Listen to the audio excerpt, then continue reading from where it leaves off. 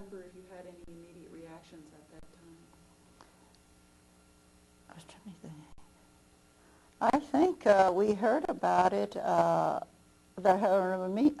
Hiroshima. Yes.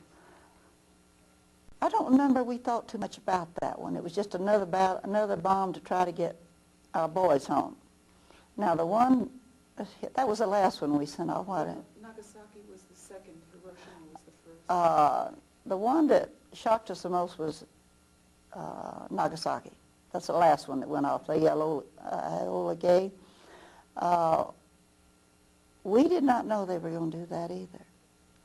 And we were very knocked down by it, most of us, because we didn't know the devastation.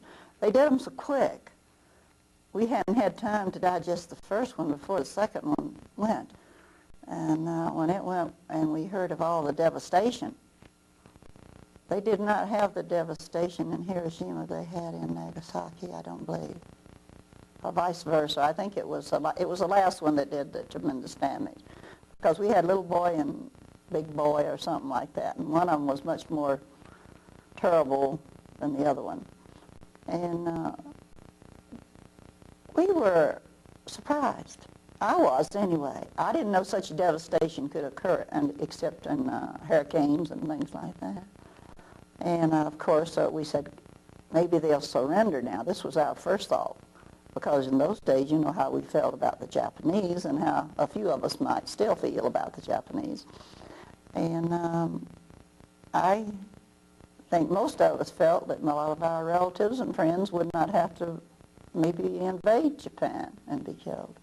We didn't feel any sympathy, if that's what you meant. I don't think anybody felt any sympathy. When you mentioned the devastation, I'm wondering, had there been any reports in the press, or had anyone had any knowledge of, say, the amount of devastation that saturation bombings and firestorms in Germany? It was not talked about. I think possibly our head leaders did. And they knew what, as Oppenheimer said, when he didn't know what he was letting loose down there in White Sands, might destroy the world. I later had a chance to go out and watch a bomb go off. And it's a terrible thing to watch. Beautiful. It's a beautiful sight. But you can imagine the damage. You just can't imagine what it looks like.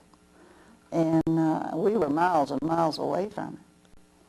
And had our backs turned when it was first put off.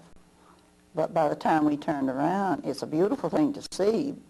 But just to think of what it did.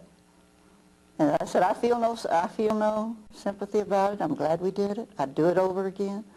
But I'm just glad we closed the war out with it. I feel like war is war, and you have to fight for it. When you say you saw a bomb detonated, was that in the 50s? Yes. Mm-hmm. The government sent me out there for a week.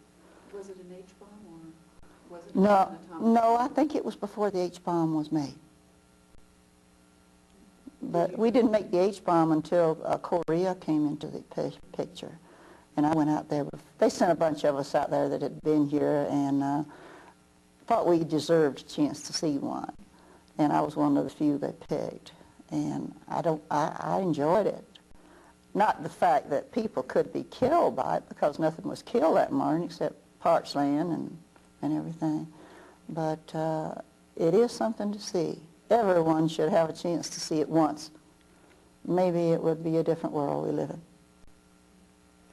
Did you go to Nevada? Or Yes, They've only detonated 2 at White Sands, and one at White Sands, and that was the first one.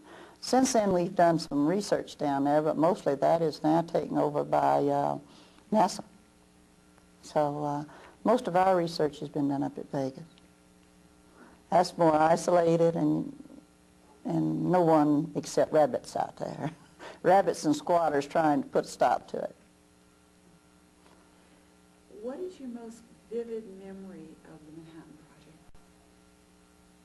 Did it change my life? In what ways? Can you talk about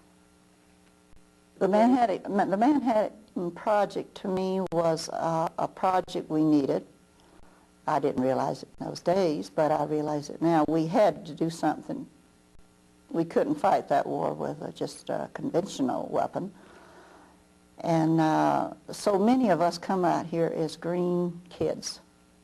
We didn't care, we didn't know. And a lot of us probably never would have left home. Myself, I know I'd have probably stayed, as you can understand, close to Mama. And I probably never would have pursued being anything but just a housewife. As it was, I went ahead and made a pretty good life for myself. I went and got educated and stayed out here, worked with the project, enjoyed it, made friends, instead of going back to a small town of 5,000 people. In other words, it completely changed my life altogether from what it would have been had I lived my life in a 5,000 people town. Plus it made me think about education. Before that, all I wanted to do was have a good time. That was for a long time I felt that way. Up until I say, about middle 50s, I began to see that I better get an education since I wasn't going to have much of a family. So I decided if I was going to work, I was going to work and be something. So I did. Is there anything that we haven't covered in this interview that you would like to add to the tape? You mean about that period? Well, about the Manhattan Project or... Well, you know we got the Army-Navy E Yes. for that. I think that was a tremendous achievement because we're the only group of people that got it for that particular thing. It was a special award for the mom. It was just a nice place in those days. I hated to see it change. I would have liked to have kept it a little closed. Like most people, at least you've talked to in those years, we would have liked to have kept it closed with our guards to protect us and our little clique to live with and not brought other people in. But that's not the way of life. But I enjoyed it. I don't regret coming, in spite of the fact they forced me to do it. It wasn't your own choice, but it worked out well. Well, as I said to begin with, I think if we take advantages of the chances we're offered in this life, you hear so many people, they go through life and they say, oh, I never had an opportunity. You do have the opportunity if you will take the ring and go with it, swing. And I did. I don't know why I did, but it was in the cards. And I was at the right place at the right time, even though I didn't think so for a while. And I met a lot of nice people. I've known some well-known people. I never was close friends with them, but I've had the opportunity to work with them, to know them, talk with them. And to me, that was a great thing. Not many people have had the opportunity I've had. If I'd have stayed in a 5,000-person town, I wouldn't have been able to travel like I have, and know the people. And I just don't fit there. I didn't fit when I was growing up. So maybe that's the way it was growing up. When you don't fit, you have to get out and find your place. Now, I don't like Los Alamos today. I think, For what reasons? Well, I think it's too cliquish. The people do not get to know you. They don't want to know you. Most of them, they have their own little society they live with. And if you don't belong to it, you might as well forget it. Well, I'm that way to a certain extent. I'm in the athletic section of it, and I more or less know people that play golf and bowl and, ski even, things like that. I work with that kind of thing. I read, I like literary things, but I know nothing about science. So I'm completely out. My husband does now, and my son, but I don't know anything about it. So I can hardly talk with them about science because I don't like it. So I don't know anything about it. I'll watch it on television. I don't know what they're talking about. But he tries to explain it to me, and I'm out in left field somewhere. I do not have a scientific mind. I more or less have the literary mind, I guess you'd call it. But I feel that the people today could be much more friendly to each other up here instead of everybody trying to cut the other fellow's throat. And this is what I find every day that I work with people.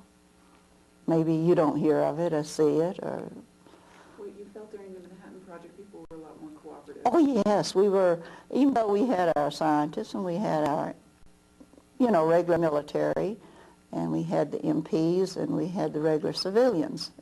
We only had a very few of your top scientists. As you read the books, you find out. The rest of them are in the middle.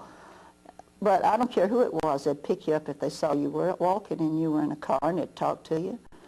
And one day I was down in Santa Fe and didn't have my hat on. And I run into the commanding officer, Commander Tyler. And I run around the corner there, and here I am without my hat, and I run right, he's a great big tall man, and I run right into his stomach. And he laughed at me and asked me if I couldn't put my hat on. But, as I said, I've got a million of those. But it was funny. It was fun in those days. We all enjoyed each other. We didn't socialize a lot together, as I said. They had their social, we had ours. But we would talk to each other and laugh with each other and enjoy each other. And nowadays, we don't enjoy people. And most people don't enjoy you up here. They're out for one thing only. That's himself. I think the whole world is so. I don't know. The generation of...